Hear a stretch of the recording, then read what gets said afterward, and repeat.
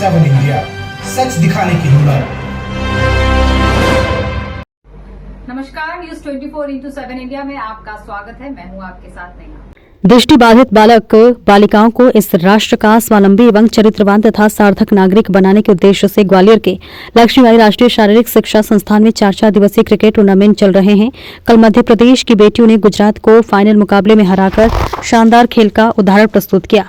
आज 30 नवंबर को इसी मैदान पर प्रातः सेवानिवृत्त कुलपति LNIPE प्रोफेसर विवेक पांडे, SP लोकायुक्त राजेश मिश्रा, सेवार्थ जन कल्याण समिति एवं व्हीलचेयर रग्बी फुटबॉल एसोसिएशन के अध्यक्ष OP दीक्षित, समाजसेवी राकेश श्रीवास्तव, सोनू गोलकर, मेजर मनोज पांडे इत्यादि ने बालक दृष्टिबाधित क्रिकेट टूर्नामेंट का शुभारंभ किया। सभी अतिथियों ने दृष्टिबाधित को एक चुनौती के रूप में लेने के लिए उपस्थित खिलाड़ियों का अभिनंदन किया और आशा व्यक्त की। आप भारतीय गरिमा शौर्य का अंतर्राष्ट्रीय क्षितिज पर प्रकटीकरण कर रहे हैं, वह निरंतर उत्तरोत्तर वृद्धि करता रहेगा। अतिथियों ने अपने आह्वान में समाज से, राष्ट्र से आग्रह किया कि वर्तमान आधुनिक युग में दृष्टिबाधिता का पूर्ण समावेशन करने के लिए हम सभी को उनके साथ मिलकर चलना होगा। जीवन के प्रत्येक क्षेत्र में दृष्टिबाधित लोग अपनी सफलता के नए आयाम गढ़ रहे हैं। आज का प्रारंभिक मैच मध्य प्रदेश और विदर्भ के बीच चल रहा था। पत्रकारों की ऐसी आयोजन को जन आंदोलन का रूप देने में एक महत्वपूर्ण भूमिका रहती है। समाज का प्रबुद्ध जन इस यज्ञ में अपनी आहुति देता रहा है और भविष्य में भी इसी प्रकार इस राष्ट्रवाद की ज्वाला को निरंतर प्रज्वलित करने के लिए अपनी आहुतियां देता रहेगा। ग्वालियर से दिनेश दांत्रे के साथ रविंद्र बोहरे की रिपोर्ट। आदरणीय दीक्षित जी, आदरणीय विवेक पांडे जी, यहाँ उपस्थित मंच पर सभी अतिथिगण, आदरणीय सोनू जी। सुबह सुबह दीक्षित जी का फोन आया कि राजेश जी आप ग्वालियर में हैं। मैंने कहा हाँ मैं ग्वालियर में हूँ। तो बोले कि आप आ सकते हैं, ये कार्यक्रम है। तो मैंने कहा ये तो बहुत शॉर्ट नोटिस हुआ, लेकिन चूंकि कार्यक्रम ऐसा है कि मैं इसमें पहुंचूंगा तो ये मेरा सौभाग्य होगा। और सोनू जी के साथ मेरा परिचय सबसे पहले भोपाल में हुआ था, जब भारत बांग्लादेश की सीरीज चल रही थी।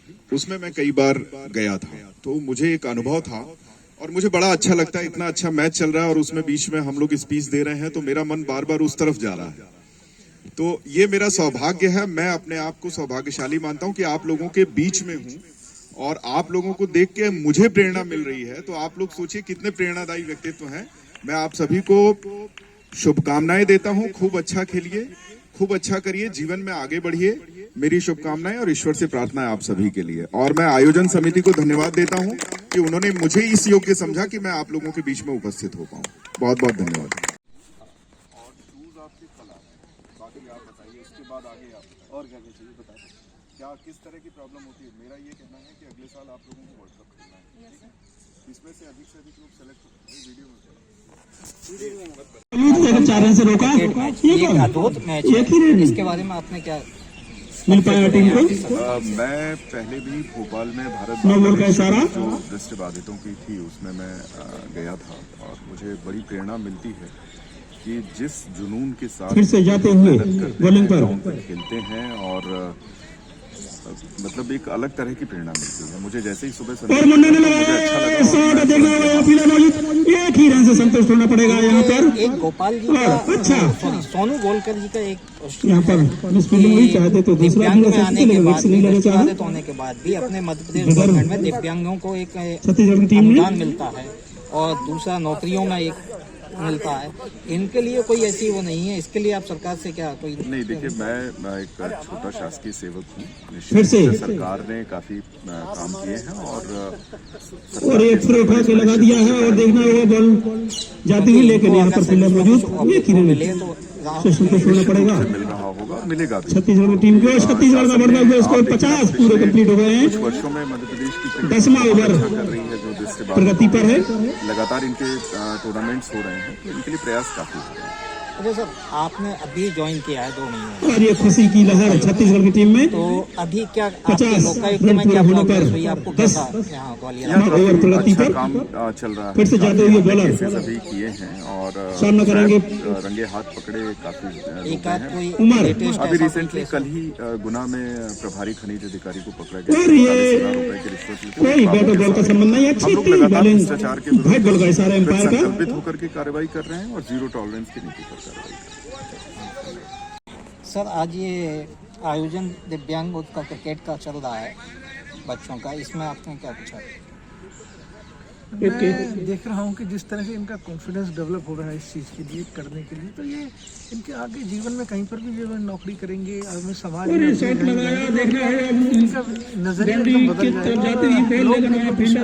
क्योंकि एक ही सुनना पड़ेगा छत्तीसगढ़ को यहाँ पर।